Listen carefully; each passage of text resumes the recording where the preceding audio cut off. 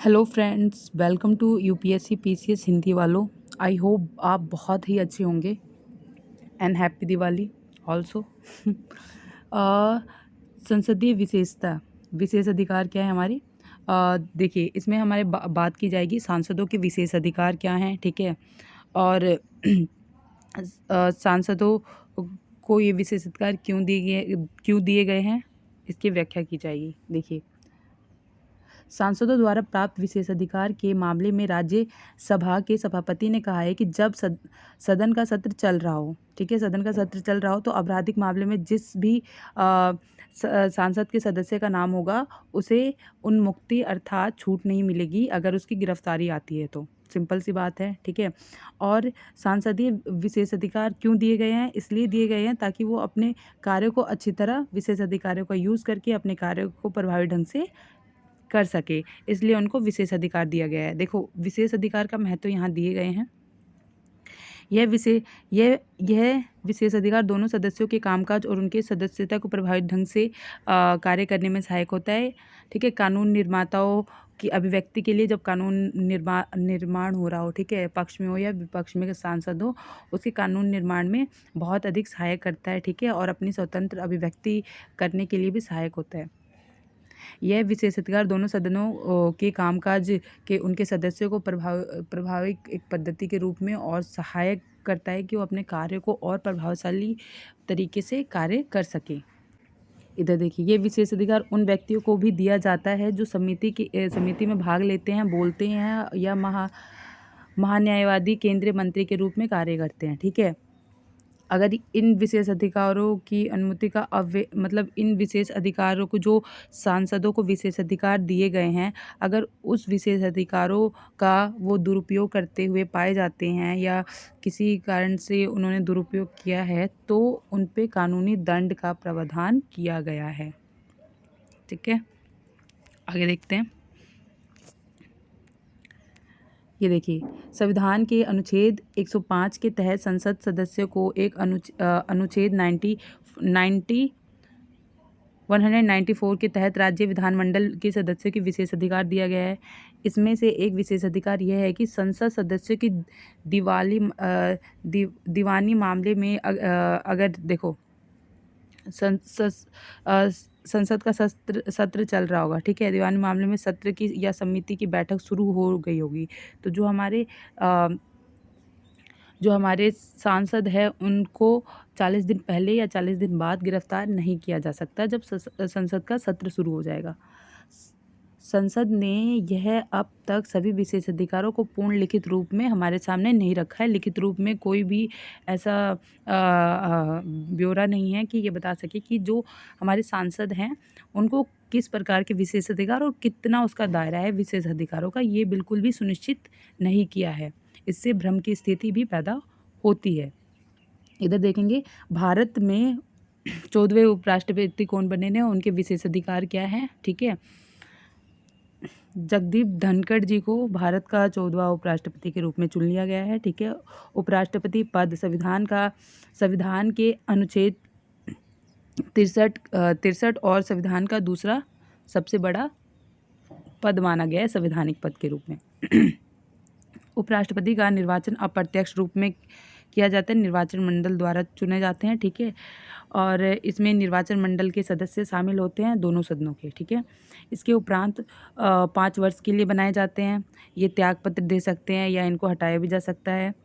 ये राज्यसभा के पदेन सभापति होते हैं, ठीक है।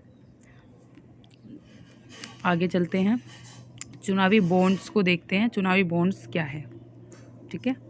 ये देखिए, भारतीय स्टेट बैंक के डेटा से पता चला है कि 2018 में राजनीतिक दलों ने चुनावी बोर्ड से 10,000 करोड़ रुपए से अधिक संग्रह किया। मतलब चुनावी बॉन्ड्स बने हुए हैं कि मतलब आपको कितने धन प्राप्त हो सकते हैं या मतलब आप कितना ही खर्च कर सकते हैं चुनाव में, बट इससे भी ज़्यादा मतलब 10,000 करोड़ रुपए अधिक संग्रह किए, ठीक है। केंद्र बजट 2017-18 की ब्याज मुक्त के रूप में चुनावी बोर्ड की घोषणा की गई थी। राजनीतिक दल और किस लिए की गई थी, जो चंदे के रूप में जो राजनीतिक फंड आता है ना, उसको साफ सुथरा रखने के लिए, ठीक है। ताकि कोई भी गलत तरीके से चुनाव के लिए धन को इकट्ठा ना कर सके। ठीक है, ये देखिए चुनावी बोर्ड शुरू करने के तर्क दिए गए हैं कि कौन कौन से तर्क है। राजनीतिक चंदे में नकदी का उपयोग सीमित करना, नकदी जो बहुत ज़्यादा स्तर पे आती है, फर्जीवाड़ा को रोकना, है ना। राजनीतिक दलों दानदाताओं की राजनीतिक उत्पीड़न से बचाने के लिए, काले धन पे अंकुश लगाने के लिए ही चुनावी बॉन्ड्स लाए गए हैं।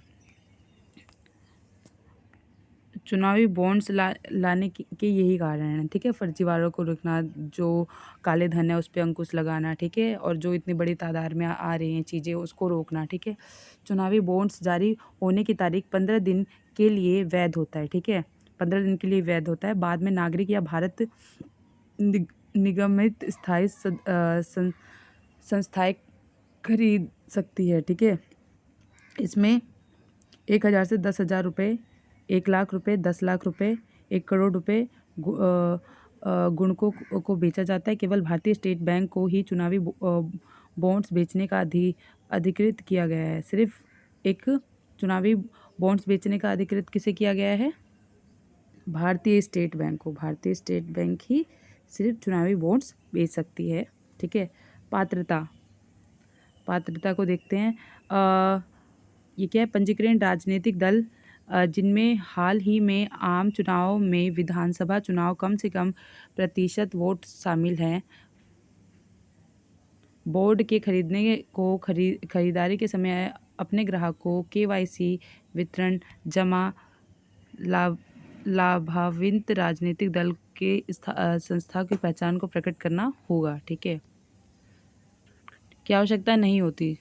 ये देखिए चुनावी बॉन्ड्स को लेकर व्यक्त की गई चिंताएं हमारे सामने इस प्रकार हैं।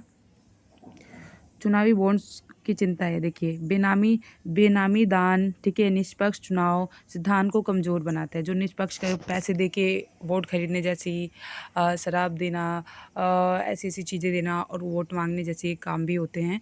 तो जो हमारा बेनामी धन जो आता है, बिना नाम के धन आता है, जहाँ भी बताया कि अगर आप धन दे रहे हैं या दान कर रहे हैं, राजनीतिक फंड में डाल रहे हैं, तो उसमें आपको नाम बताने की अपनी पहचान को गोपनीय रख सकते हैं।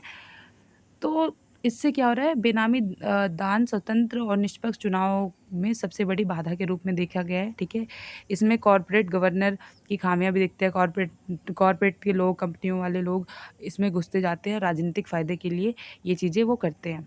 देखिए राजनीतिक फंडिंग के मामले में समान अवसरों का अभाव हो जाता है। अगर किसी के पास इतना सारा धन है, वो अपना प्रचार प्रसार अच्छी तरीके से कर पा रहा है और जो अच्छा व्यक्ति है वो सही से नहीं कर पा रहा, तो लोगों तक उसकी बातें भी नहीं पहुंच पाती। ठीक है, तो इस तरह से चुनावी बॉन्ड्स एक चुनौती के रूप में भी हमें देखने को मिलती है। अब यहाँ पे देखेंगे जम्मू कश्मीर में मतदाता सूची। जम्मू कश्मीर में मतदाता सूची 370 हटने के बाद किस तरह से चीज़ें हो रही हैं और किस तरह के कानून हैं उसको देखेंगे। जम्मू और कश्मीर में मतदाता सूची। जम्मू कश्मीर का मुख्य चुनाव अधिकार CEO ने एक घोषणा है। ठीक है, CEO की एक घोषणा है। ठीक है, इसके अनुसार कोई भी व्यक्ति जो होगा जम्मू कश्मीर में सामान्य रूप से रह रहा हो, ठीक है, वह लोकतंत्र प्रतिनिधित्व 1951 RPA के प्रावधानों अनुसार जम्मू कश्मीर में मतदाता सूचीबद्ध हो सकता है। ठीक है, ये प्रावधान है। मतदाता सूची को अंतिम बार वर्ष 2019 में जम्मू कश्मीर RPA 1957 के तहत संशोधित किया गया। अनुच्छेद 370 में निरस्त होने के बाद 370 के निरस्त होने के बाद इसे समाप्त कर दिया गया। जम्मू कश्मीर RPA 1958 के तहत केवल वो स्थायी निवासी ही मतदान कर सकते हैं। जो हमारा जम्मू कश्मीर था 1957 ना, उसमें सिर्फ स्थायी, जो वहाँ के स्थायी होते हैं ना, स्थायी नागरिक ही कर सकते थे। बट अनुच्छेद 370 हट जाता है, तो ये भी RPA भी हट जाता है। ठीक है, तो इससे अब क्या होता है? अब जो नॉर्मली जो काम के लिए जा रहे हैं लोग या स्थायी रूप से अब रहने लगे हैं, स्थायी रूप से अब रहना स्टार्ट कर दिया है, तो उन्हें क्या करना होगा कि वो दूसरे स्टेट से अपना नाम हटा सकते हैं और वहाँ से चुनाव में भाग ले सकते हैं। इस तरह के प्रावधान हो गए हैं। अब शेष भारत में जम्मू कश्मीर के चुनाव लोक प्रतिनिधित्व अधिनियम 1951 के तहत आयोजित होता है। पहले किसके तहत आयोजित होता था? पहले आयोजित होता था आरपीए के तहत, अब आयोजित होता है अधिनियम 1951 के तहत, ठीक है। और अनुच्छेद 370 समाप्त होने के बाद जो विधानसभा सदस्य चुनाव के लिए एक मतदाता सूची हो गई, एक ही मतदाता सूची हो, अलग अलग सूचियां नहीं है, ठीक है। सामान्य रूप से निवासी या निर्वाचन क्षेत्र में पंजीकृत करवा सकते हैं ना ऐसे व्यक्ति जो देश के किसी और भाग्य से आए हैं, किसी और जगह से आए हैं, जैसे दिल्ली, राजस्थान। पहले उन्हें चुनाव में भाग लेने का अधिकार नहीं था, बट अब जो भी आ गए हैं यहाँ पे जम्मू कश्मीर में काम कर रहे हैं, अब बहुत काफ़ी समय से रह रहे हैं, है ना। लेकिन उसमें एक व्यवस्था ये है कि वो जम्मू कश्मीर में रह रहा हो, ठीक है, परंतु उस व्यक्ति का नाम जो है मूल निर्वाचन क्षेत्र मतदाता सूची से हटाया दिया, दूसरे जहाँ रहते हैं वो, मतलब स्थायी रूप से जहाँ रहते थे और यहाँ पे कार्य कर रहे हैं, तो जहाँ रहते थे मूल रूप से, तो वहाँ से मतदाता सूची से उनका नाम हटा होना चाहिए। उसके उपरांत यहाँ पे मतदाता सूची में नाम जुड़ने के उपरांत आप मतदान करने के लिए जा सकते हैं। परंतु पहले क्या होता था कि जो हमारे स्थायी नागरिक थे जम्मू कश्मीर के, वही सिर्फ मतदान करते थे, और जो बाकी नागरिक थे वहाँ के, जो कामगार थे या किसी पढ़ाई की वजह से या किसी वजह से रहते थे, तो वो बिल्कुल भी चुनाव में भाग नहीं ले सकते थे। तो ये अंतर देखने को मिलता है।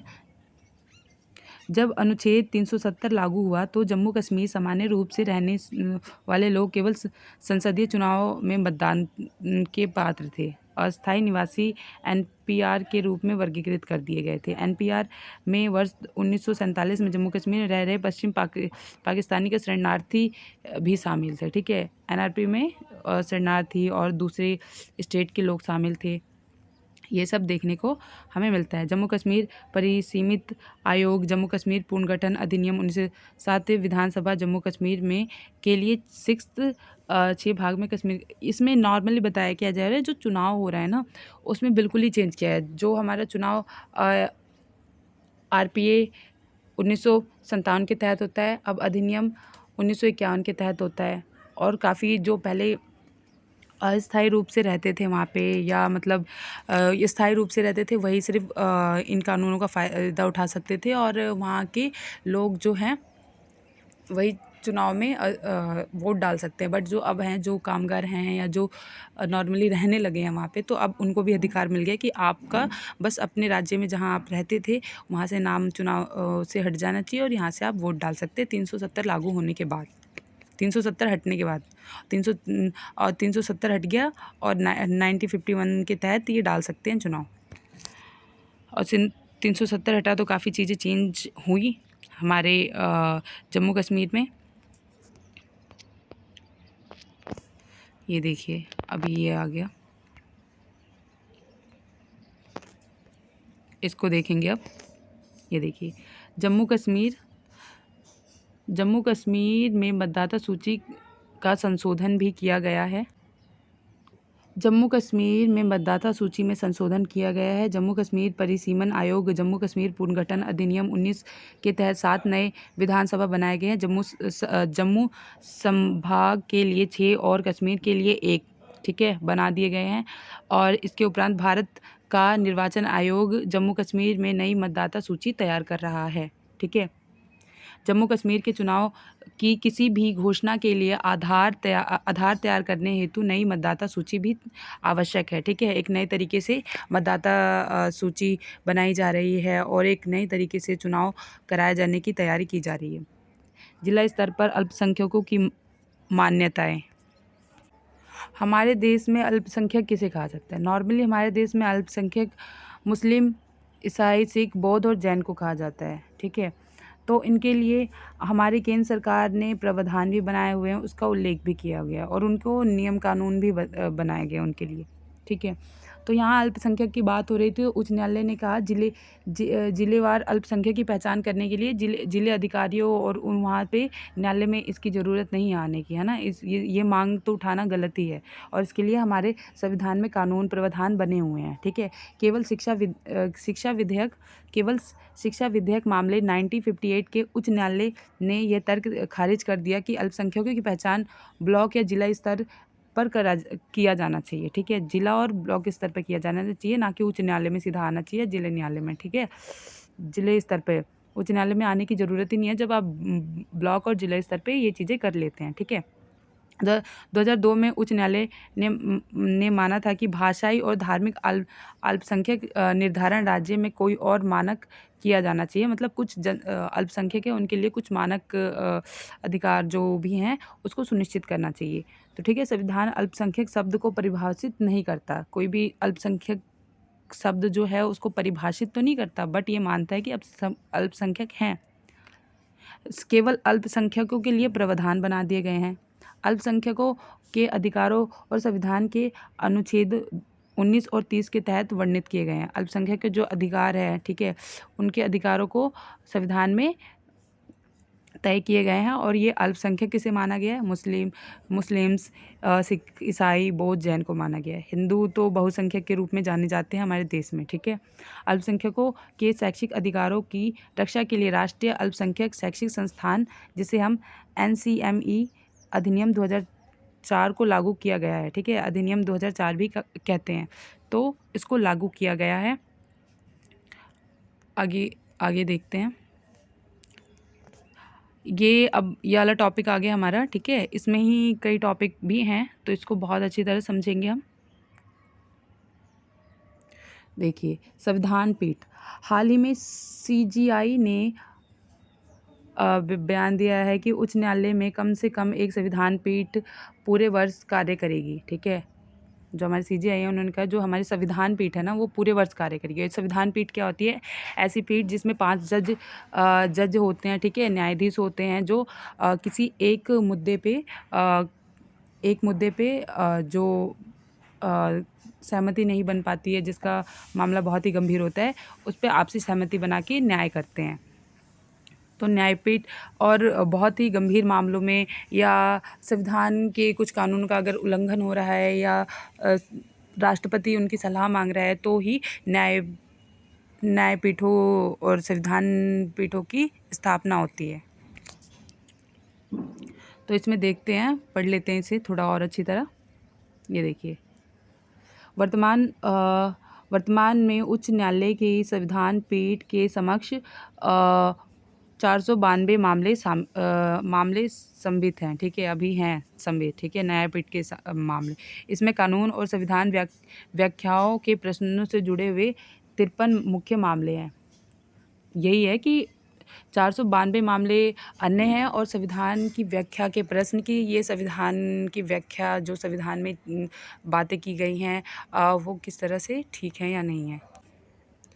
संविधान पीठ उच्च न्यायालय की एक पीठ होती है। इसमें 5 न्यायाधीश शामिल होते हैं, यह मैंने पहले ही बता चुका है। वर्तमान में इसका गठन आवश्यकता पड़ने पर ही किया जाता है, ठीक है, और यह अस्थायी रूप से कार्य करती है। संविधान पीठों का गठन केवल तभी होता है जब निम्नलिखित में से किसी परिस्थिति की आवश्यकता होती है। जैसे कि ये देखिए, संविधान का अनुच्छेद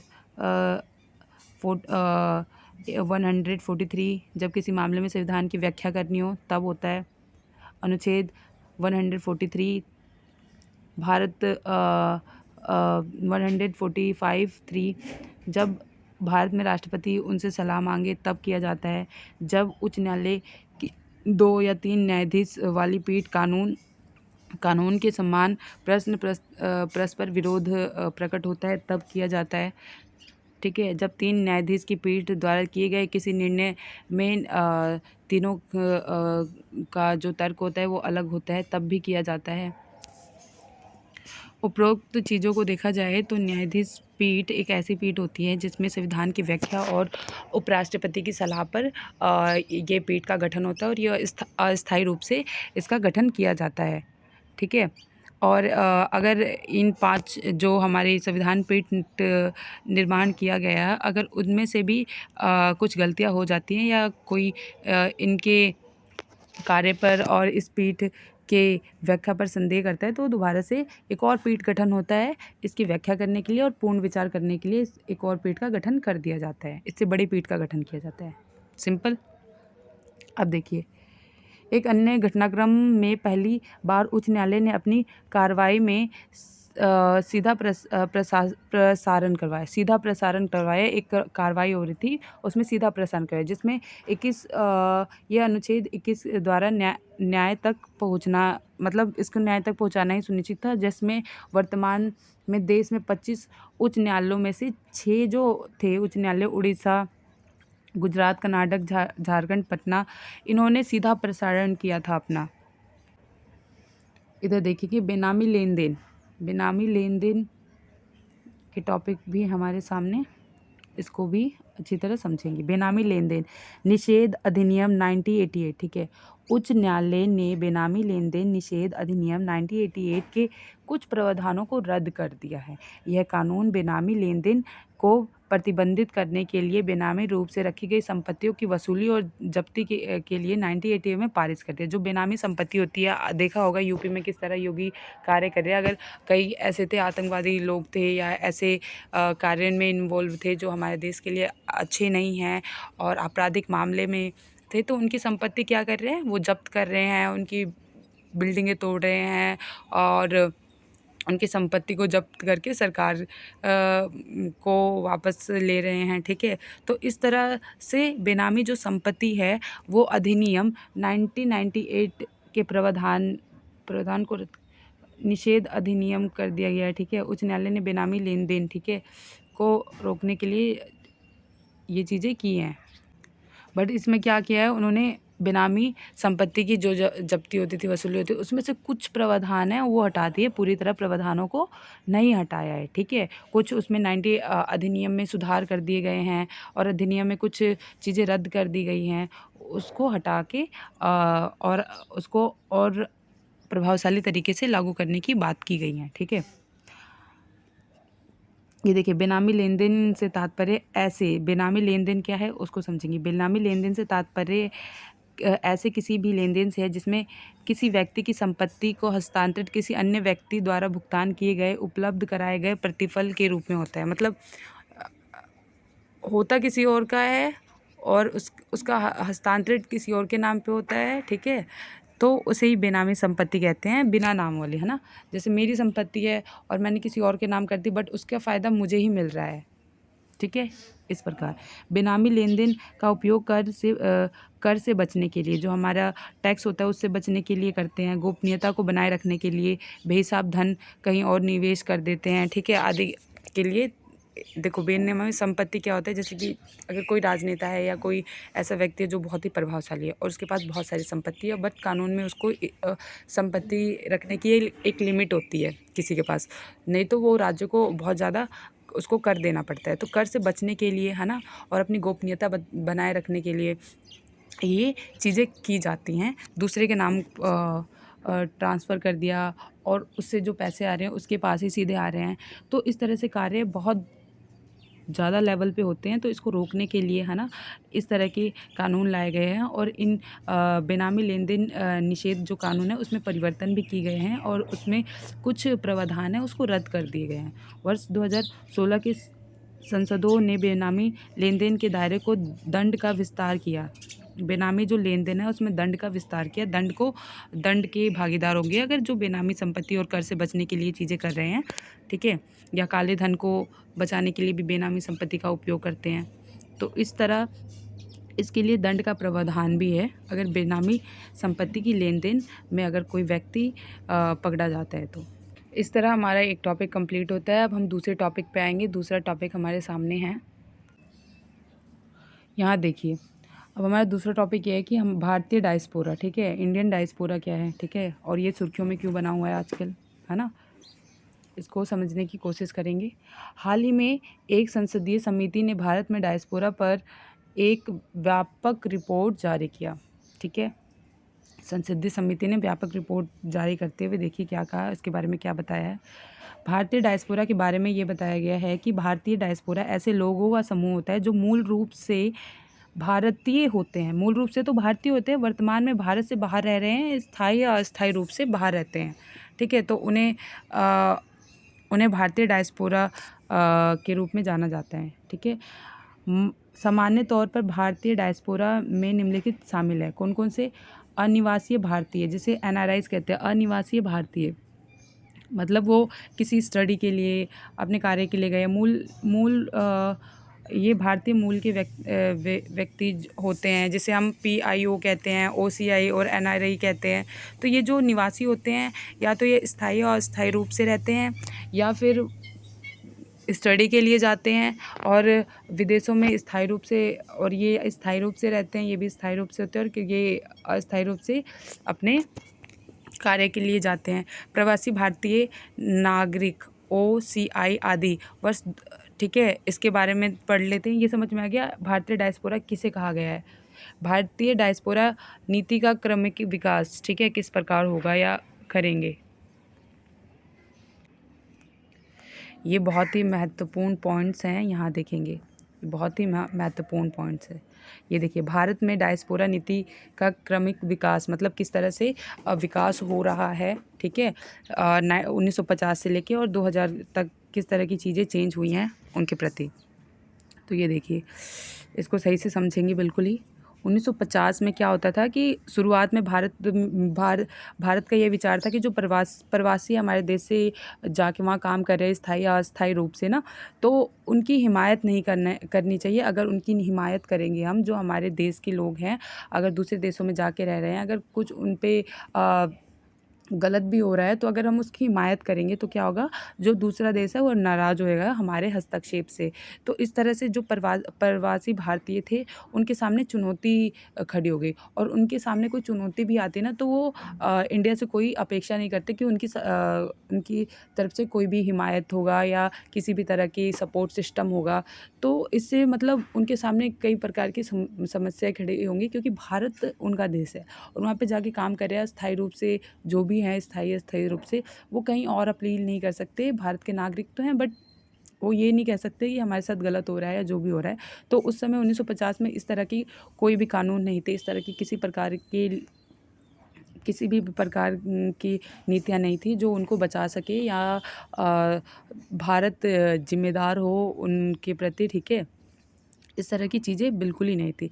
परंतु 1980 के दशक में ये चीज़ें चेंज हुई थोड़ी, ठीक है। अब ये भारत था, ठीक है। भारत ये भी नहीं सोचता था कि भारत के वो मूल निवासी है भी या नहीं है, बट वो भारतीय तो हैं। भारतीय होने के नाते उन्हें राष्ट्र निर्माण में भाग लेने के लिए आमंत्रित किया जाता था, है ना। तो उनको आमंत्रित करने लगे। फिर 2000 चेंज में और परिवर्तन हुआ। 2002 में क्या परिवर्तन हुआ, विदेश में रह रहे भारतीय नागरिकों के लिए अनेक सकारात्मक उपायों की शुरुआत हुई, अनेक चीज़ें की गई, जैसे कि POA मंत्रालय बना दिया गया जवाबदेही के लिए, प्रवासी भारतीय दिवस मनाया जाने लगा, सम्मान पुरस्कार दिया जाने लगा, NRIs फंड कर दिया गया, विदेशों में रह रहे भारतीयों के लिए वोटिंग अधिकार भी शामिल कर दिया गया। इतने सारे कार्य 2002 में करे गए, जहां 1950 में किसी प्रकार की जवाबदेही नहीं थी, ठीक है।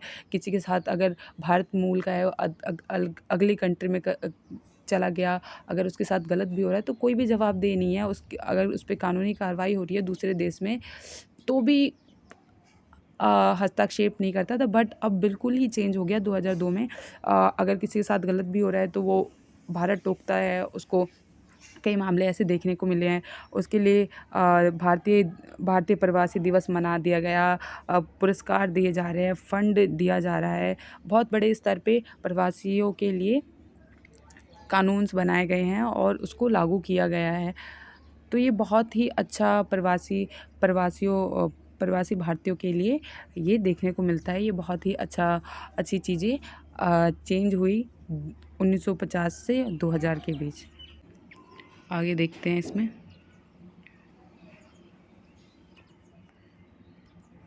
ये देखिए,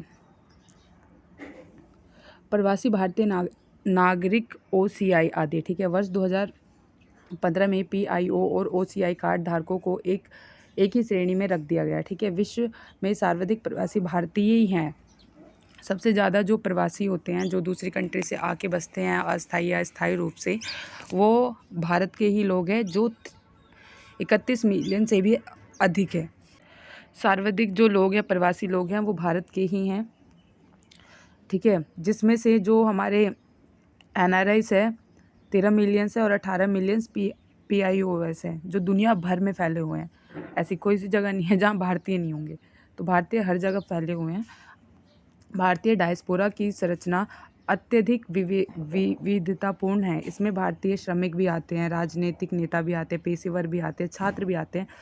तो विश्व भर में सारी जगह फैले हुए हैं। और इसमें किस किस कैटेगरी के लोग होते हैं? व्यापारी, श्रमिक, राजनीतिक नेता, छात्र, ये सारे कैटेगरी के लोग अलग अलग देशों में फैले हुए हैं। किंतु इसका मुख्य केंद्र क्या आ रहा है? मुख्य केंद्र देखिए, सबसे मुख्य केंद्र मतलब हमारे देश के जो लोग हैं ना, वो जाना कहाँ पसंद करते हैं और मुख्य रूप से रहते कहाँ हैं? वो देखिए, अमेरिका, कनाडा, ब्रिटेन, ऑस्ट्रेलिया, खाड़ी देशों में, यूरोप संघ में, दक्षिण अफ्रीका, ठीक है, गिरमिटिया देश में, इन सब में ही रहते हैं। गिरमिटिया देश ऐसे देश होते हैं, गिरमिटिया देश क्या होते हैं? ठीक है, इसको भी पढ़ते हैं अच्छी तरह।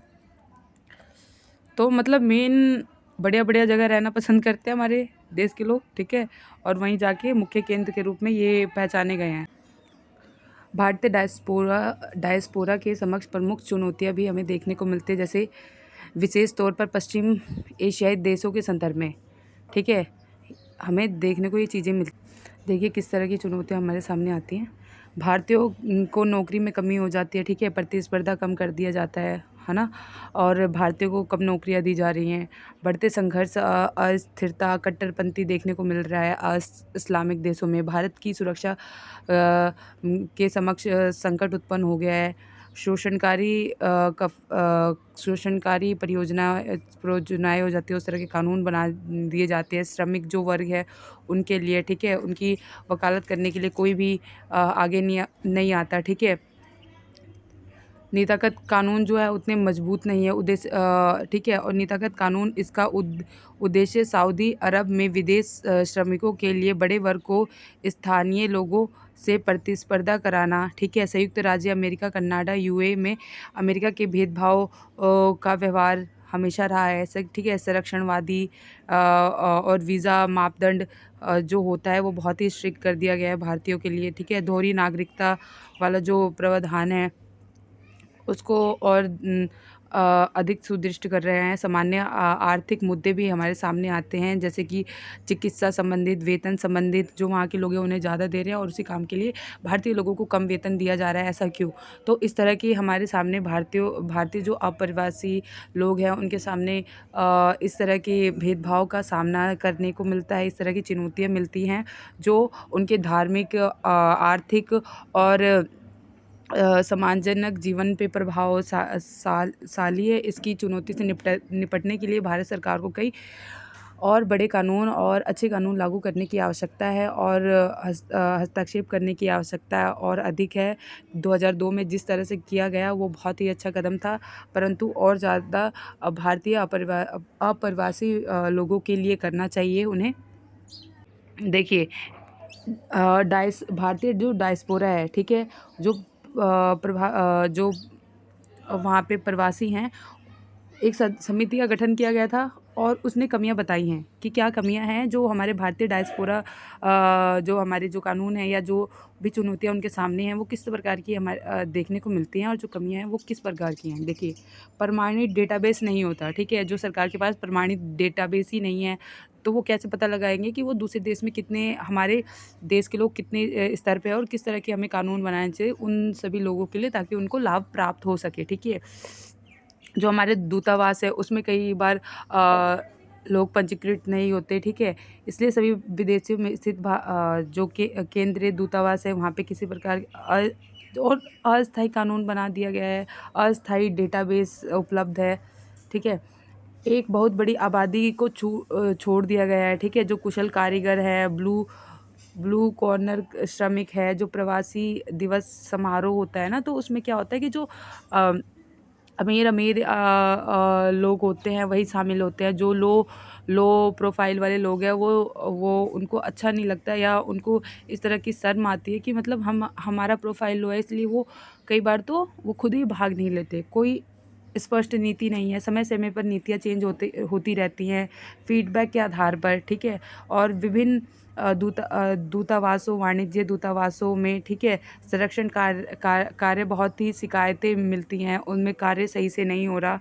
जो भारतीय दूतावास किस लिए बनाए गए हैं कि सही से कार्य हो, और जो हमारे जो लोग हैं दूसरे कंट्रीज़ में उन उन उनके उनके नियमों कानूनों की रक्षा करना, उनके हक में ये चीज़ें रखने और उनकी शिकायतों को दूर करने और उनकी शिकायतों के समाधान के लिए ही तो दूतावास बनाए गए हैं। परंतु ये चीज़ें नहीं होती, तो किस तरह से इसको ठीक किया जाए, इसको भी सोचना चाहिए। अपनी नौकरी गंवाने वाले श्रमिक, जो 2019 में कोविड आया था, तो उसमें बहुत ही अधिक तादाद पे लोगों की नौकरियां गई थी। नौकरियां जाने के बाद उन्हें नौकरियां नहीं मिली, वापस देश में आ गए, तो उनकी हालात पे किसी ने कुछ नहीं पूछा कि हाँ अब वो कैसे हैं, अब वो क्या कर रहे हैं। सरकार का किसी प्रकार का जवाब दे ही नहीं रहे। तो इस तरह की जो कमियां हैं उसको किस तरह से दूर किया जाए, इसके विषय में तो बात होनी चाहिए थी, ठीक है। तो वो चीज़ें नहीं हुई। अब देखिए भारतीय डायस्पोरा के कल्याण के लिए क्या क्या मुद्दे हैं, ठीक है, परंतु उसके कल्याण के जो कार्य हैं वो अभी तक नहीं हुए। भारतीय डायस्पोरा कल्याण के जो कार्यक्रमों और आयोजना थे जिसका मूल्यांकन किया गया था वो बिल्कुल भी अभी तक नहीं हुए हैं। संकट की स्थिति से जुड़ी चुनौतियाँ सामने आई हैं। देखिए इस बार क्या हुआ था कि जिस तरह कोविड आया था, तो कोविड में बहुत सारे लोग स्टूडेंट्स जो वहाँ पे रहते थे, भारतीय नागरिक, उन्होंने क्या किया, यूक्रेन या चीन या अन्य देशों से जहाँ से भी वो अपनी एजुकेशन पूरी कर रहे थे, जो चिकित्सा पूरी कर रहे थे, जो डॉक्टरी की पढ़ाई कर रहे थे, एमबीबीएस की डिग्री कर रहे थे, तो उनको अपना पाठ्यक्रम छोड़ के आना पड़ा, ठीक है। उसके उपरांत क्या हुआ, वो वापस जा भी नहीं सकते थे। यहाँ पे इंडिया में उनको जो मेडिकल करने वाले छात्र थे उनको यहाँ पे इंटर्नशिप करने नहीं दिया जा रहा, तो वो कहाँ के रह गए, उनका तो पूरा का पूरा साल बर्बाद हो गया। तो इस तरह की जो चीज़ें हो रही हैं, तो इसके लिए भारत सरकार को संज्ञान लेना चाहिए, इसके लिए चीज़ें करनी चाहिए। नहीं तो हमारे जो भारतीय प्रवासी है उनके उनके भविष्य तो खतरे में दिख रहा ही है। और साथ में इंडिया में जो हमें बताया कि हम भारतीय स्तर पे इंटरनेशनल लेवल पे जाके अपने संस्कृत को बढ़ावा देंगे, हम एक भारतीय होने पे गर्व करेंगे, तो ये कहाँ तक कैसे ठीक हो पाएगा जब तक ये भारतीय सरकार इस तरह की छोटी छोटी चीज़ों पर संज्ञान नहीं लेती और बड़ी बड़ी बातें करती है। ये देखिए समिति की सिफारिशें, ठीक है, समिति की क्या सिफारिशें, नीतिगत दस्तावेज होने चाहिए, डेटा का रख रखाव होना चाहिए सही ढंग से, और प्रवासी भारतीय दिवस की जो योजनाएं होती हैं या जो आयोजन कराए जाते हैं उसको सही ढंग से और सभी की भागीदारी होनी चाहिए, ठीक है। डिप्लोमेसी, ठीक है, ताकि जो पैरा डिप्लोमेसी, ताकि सरकार जो कानून बनाए दूसरे देश में और प्रवासी मजदूरों के संपर्क में सही ढंग से आ सके और कार्य निर्वाह हो सके।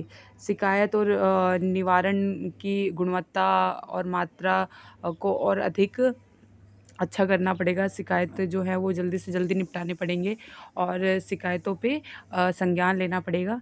सांस्कृतिक कूटनीति से क्या होगा कि हमारे जो संस्कृति, जो हमारी भारतीय संस्कृति है, ऐतिहासिक जो चीज़ें हैं वो विश्व स्तर पे बढ़े, उसको ध्यान में रखते हुए कार्य और कानून थोड़े बनाए जाने चाहिए, ताकि हमारी जो भारतीय मूल निवासी हैं, जो अस्थायी रूप से वहाँ रह रहे हैं और जो स्थायी रूप से भी रह रहे हैं, तो उनके साथ किसी भी प्रकार का भेदभाव देखने को ना मिले, ठीक है। और इन चीज़ों को अगर हम ठीक कर देते हैं तो हमारे भारतीय प्रवासी के साथ तो बहुत ही सही होगा, बट हमारे देश का नाम भी ऊपर जाएगा और हमारी संस्कृति का प्रचार प्रसार भी होता रहेगा, ठीक है। अब इधर देखते हैं, मौजूदा प्रवास की गतिशीलता समझने के प्रभाव का मूल्यांकन करना चाहिए, ठीक है, कि व्यापक पूर्णवास जो हो रहा है, महामारी से जो लोग गए हुए हैं, उनको किस प्रकार की अभी चीज़ें आपदा से किस तरह से निकल पाएँगे, नहीं निकल पाएँगे, इन सब चीज़ों का लेखा-जोखा होना चाहिए, है ना? और एक स्थायी कानून बनाया जाना चाहिए। इस तरह के कार्य करने चाहिए। अब देखिए, इसमें क्या बताया गया है, प्रवासी आबादी के साथ संबंधों को मजबूत करने के लिए उठाए गए कदम। अब देखिए, कुछ कदम भी उठाए गए हैं 2015 में प्रवासी जो मज़दूर वर्ग है या प्रवासी लोग हैं, उनके साथ अच्छी तरह कनेक्शन बनाने के लिए, अच्छी तरह मजबूती से संबंध बनाने के लिए भारतीय द्वारा। तो ये देखते हैं हम कि हमारी सरकार ने अब प्रवासी मज़दूरों के लिए किस तरह के कार्य किए हैं और उसको सुधार करने के लिए किस तरह के कदम उठाए हैं, वो देखिए। 2015 में क्या किया, प्रवासी मामलों के मंत्रालय बना दिए गए, जिसे MOI कहते हैं, और विदेश मंत्रालय MEA बनाया गया, ठीक है, जो जिनको एकीकृत कर दिया गया। और भारतीय प्रवासी दिवस मनाया जाता है। प्रवासी आयोजन में सुधार लाया गया, जो आयोजन हुआ करते थे उसमें सुधार लाया गया, सबकी एकजुटता देखने को मिली। विदेश में रह रहे भारतीय नागरिकों की सहायता के लिए कल्याण की संस्थागत ढांचे को और मजबूत किया गया, ठीक है, और ईमेल पोर्टल्स बनाए गए। भारतीय समुदाय के कल्याण करने के लिए ICWF, प्रवासी भारतीय सहायक केंद्र और भारतीय श्रमिक संसाधन केंद्र जैसे बड़े-बड़े केंद्र बनाए गए, ठीक है, और शिकायत समाधान को और मजबूत प्रणाली के तहत किया गया, जिसमें हम सोशल मीडिया का यूज़ करके ट्विटर पोर्टल पे अपने मुद्दों और हम अपनी शिकायतों को रख सकते हैं। विदेश संपर्क बैनर के तहत स्टेट आउटरीच प्रोग्राम चलाए गए। इसमें विदेश मंत्रालय और राज्य सरकारों के बीच एक गहन संवाद को देखा गया। प्रवासी समुदाय विभिन्न कार्यों के माध्यम से अपने देश के योगदान में कार्यरत रही, ठीक है। और इसमें क्या किया, वंदे मातरम जो मिशन था, उसके तहत क्या किया गया, उसमें जो रोज़गार, जो वहाँ से दूसरे कंट्री में फंसे हुए लोग थे, उन्हें भारत लाने में काम किया गया, और जो रोज़गार में भी मदद दिया गया। जो डेटाबेस कुशल जो कारीगर थे ना, उनको पूर्ण योजना के तहत उन्हें क्या किया, दोबारा से उनके कुशल का उपयोग और डेटाबेस तैयार करने के लिए उनको अच्छे रैंकों पे स्थापित किया गया। इस तरह हम कह सकते हैं कि हमारे देश में चुनौतियाँ तो दिखती हैं, बट उसका सॉल्यूशन भी हमें मिल जाता है, बट कई मामलों में ये चीज़ें पीछे रह जाती हैं। तो हमें यही है कि हमारी सरकार को सुधार करने और अपने प्रवासी मज़दूरों, भाई बहनों और अपने देश की सुरक्षा, यहाँ तक कि सभी स्तरों का ध्यान रखते हुए अपने कानून को बनाना चाहिए। आज का टॉपिक यहीं तक था। बहुत बहुत धन्यवाद। आई होप आपको समझ आई होंगी चीज़ें, और आपको और चीज़ें क्या आपको लगता है कि इम्प्रूवमेंट किस तरह से और अच्छी हो सकती है, तो आप प्लीज़ कमेंट कीजिए। Thank you, goodbye, have you good day, take care.